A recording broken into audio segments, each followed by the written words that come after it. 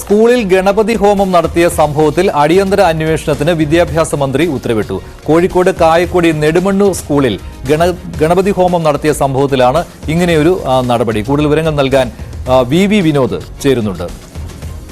വിനോദ്, ഇവിടെ നേരത്തെ ഈ CPM-ന്റെ പ്രവർത്തകരൊക്കെ സംഘടിച്ചെത്തിയതോടുകൂടി ഗണപതി ഹോമം പാതി വഴിയിൽ തടസ്സപ്പെട്ടിരുന്നുവല്ലോ. ഇപ്പോൾ എന്താണ് വിദ്യാഭ്യാസ മന്ത്രി നൽകിയിരിക്കുന്ന നിർദ്ദേശം?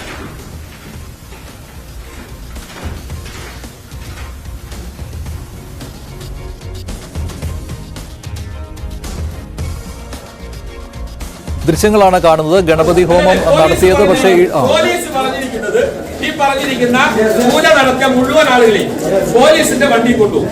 ഇവരെ പുറത്ത് പോലീസ് എസ്കോർട്ട് ഇല്ലാണ്ട് ഇറക്കിയാൽ പിന്നീട് സംഭവിക്കുന്ന ഉത്തരമുള്ള പോലീസിനറിയാം. അതുകൊണ്ട് നമ്മളെല്ലാം പുറത്തിറങ്ങുക, പോലീസ് ഒരു കൊണ്ടുവന്ന്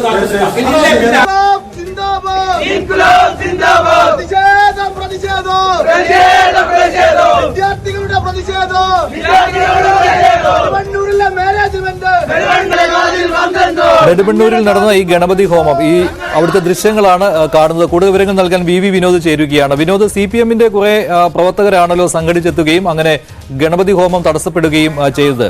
പിന്നെ എന്താണ് സംഭവിച്ചത്? ഇവരെ പോലീസ് കൊണ്ടുപോകുന്നു എന്നൊക്കെ പറയുന്നുണ്ട്. അവിടെ സംസാരം, പോലീസും CPM-ന്റെ പ്രവർത്തകരും തമ്മിലുള്ള സംസാരം കേൾക്കുന്നു. തുടർ നടപടി എന്തായിരുന്നു? എന്താണ് വിദ്യാഭ്യാസ മന്ത്രി ആവശ്യപ്പെട്ടിരിക്കുന്നത്?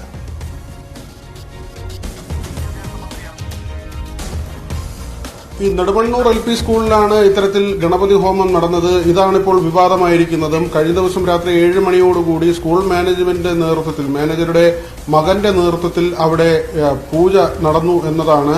ഇത് അറിഞ്ഞ് സ്ഥലത്തേക്ക് CPM പ്രവർത്തകർ എത്തുകയും അപ്പോൾ തന്നെ ഈ പ്രതിഷേധിക്കുകയും ചെയ്തു. ഇന്നും ഈ പ്രതിഷേധം തുടരുന്നുണ്ട്. നെടുമണ്ണൂർ LP സ്കൂളിലാണ്, കുറ്റ്യാടിക്ക് അടുത്തുള്ള ഈ സ്കൂളിലാണ് ഇത്തരത്തിൽ പൂജ നടന്നത്. BJP നേതാക്കളാണ് ഇത്തരത്തിൽ പൂജ നടത്തിയതെന്നാണ് CPM പ്രധാനമായും ആരോപിക്കുന്നത്. റിപ്പോർട്ട് ഇന്ന് മേലുദ്യോഗസ്ഥർക്ക് നൽകുമെന്ന് AEO വ്യക്തമാക്കിയിട്ടുണ്ട്. കഴിഞ്ഞ ദിവസം രാത്രി ഈ പൂജ നടക്കുന്ന സമയത്ത് തന്നെ പ്രദേശത്തെ CPM പ്രവർത്തകർ ഈ വിവരമറിഞ്ഞ് സ്കൂളിലേക്ക് എത്തുകയും അവിടെ പ്രതിഷേധിക്കുകയും ചെയ്തിരുന്നു. സ്കൂൾ മാനേജർ അരുണയുടെ മകൻ രുതീഷിന്റെ നേതൃത്വത്തിലുള്ള സംഘമാണ് ഇത്തരത്തിൽ പൂജ നടത്തിയത്. തുടർന്ന് ഇവിടെ എത്തി പോലീസ് ചിലരെ കസ്റ്റഡിയിലെടുത്തു. തുടർ നടപടികളുമായി മുന്നോട്ട് പോകുമെന്ന് പോലീസും വ്യക്തമാക്കിയിട്ടുണ്ട്. പൂജ നടന്നത് തന്റെ അറിവോടെ അല്ലെന്ന് സ്കൂൾ ഹെഡ്മിസ്ട്രസ് സജിത TK അവർ വ്യക്തമാക്കി. നേരത്തെ തന്നെ ഇവിടെ ഈ സ്കൂളിൽ മഹാനവമി അടക്കമുള്ള ആ ദിവസം പൂജ നടക്കാറുണ്ട്. പക്ഷെ മറ്റ് ദിവസങ്ങളിലൊന്നും ഇത്തരത്തിലുള്ള പൂജയോ മറ്റ് ചടങ്ങുകളോ ഒന്നും അങ്ങനെ സ്കൂളിൽ നടന്ന ചരിത്രമില്ല. അത് നാട്ടുകാർ ഉൾപ്പെടെ അത് പറയുകയും ചെയ്യുന്നുണ്ട്. അതിനിടയിലാണ് ഈ BJP നേതാക്കൾ സ്കൂളിൽ പൂജ നടത്തിയെന്ന വിവാദം ഇപ്പോൾ വലിയ തോതിൽ ഉയർന്നു വരുന്നത്. ശരി വിനോദ്, ഇപ്പോൾ MK ശശി, അദ്ദേഹം CPM-ന്റെ ഒരു പ്രാദേശിക പ്രവർത്തകനാണ്.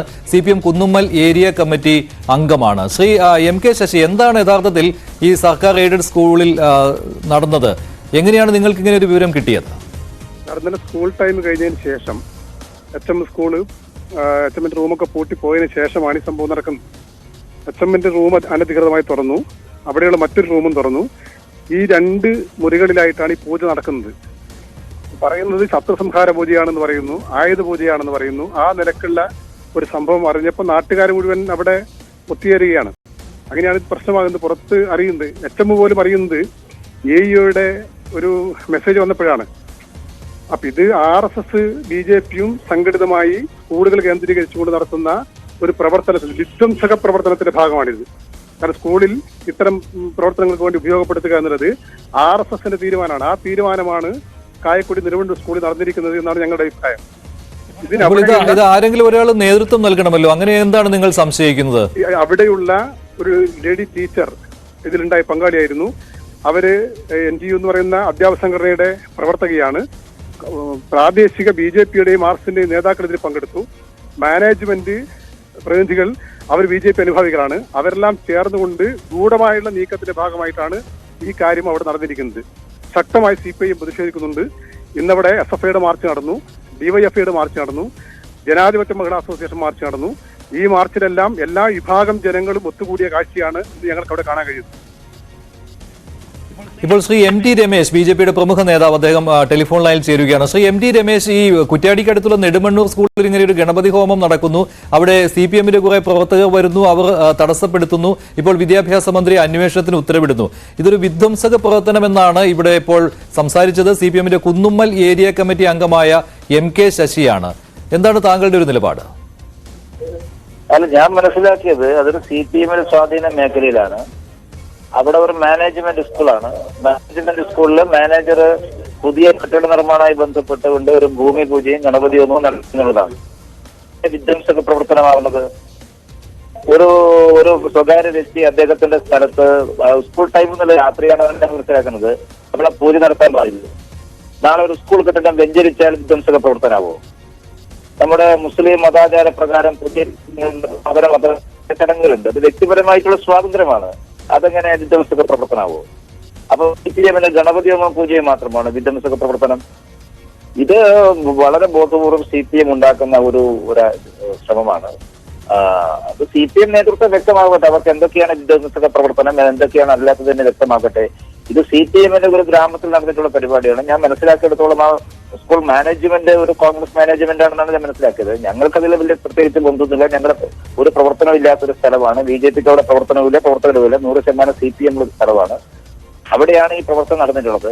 ഇനി എന്തെങ്കിലും പരാതി CPM-ന് ഉണ്ടെങ്കിൽ അത് പരാതിപ്പെടുകയല്ലേ വേണ്ടത്. അതിന് അവിടെ ആക്രമണം നടത്തുകയാണ്. എന്റെ അടിസ്ഥാനത്തിലാണ് അവിടെ ഈ പൂജ നടക്കുന്ന സമയത്ത് അതിക്രമിച്ച് കയറി പൂജാദ്രവ്യങ്ങളൊക്കെ തട്ടിയെറിഞ്ഞ് ആ പൂജ നടത്തുന്ന ആളുകളെ ദേഹോപദ്രവം ഏൽപ്പിക്കാൻ ആരാ CPM-ന് അധികാരം കൊടുത്തത്?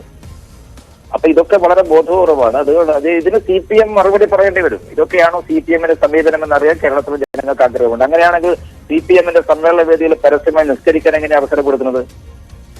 അപ്പൊ CPM-ന് ചിലതിനോട് മാത്രം താല്പര്യവും ചിലതിനോട് അസ്വസ്ഥതയും ഉണ്ടാകുന്നതിന്റെ കാര്യം എന്താണ്? ഈ CPM-ന്റെ നേതാക്കന്മാരൊക്കെ തലയിൽ മുന്നിട്ട് അമ്പലത്തിൽ പോയി ഗണപതി ഹോമം നടത്തുന്നുണ്ടല്ലോ. അപ്പൊ അത് വിധ്വംസക പ്രവർത്തനമല്ലേ? അപ്പൊ ഇതൊക്കെ CPM-ന്റെ ഇരട്ടത്താപ്പാണ്. ഇതിൽ CPM ജനങ്ങളോട് മറുപടി പറയേണ്ടതായിട്ട് വരും, സംശയമില്ല. ശരി, നന്ദി ശ്രീ MT രമേശ്, ശ്രീ MK ശശി.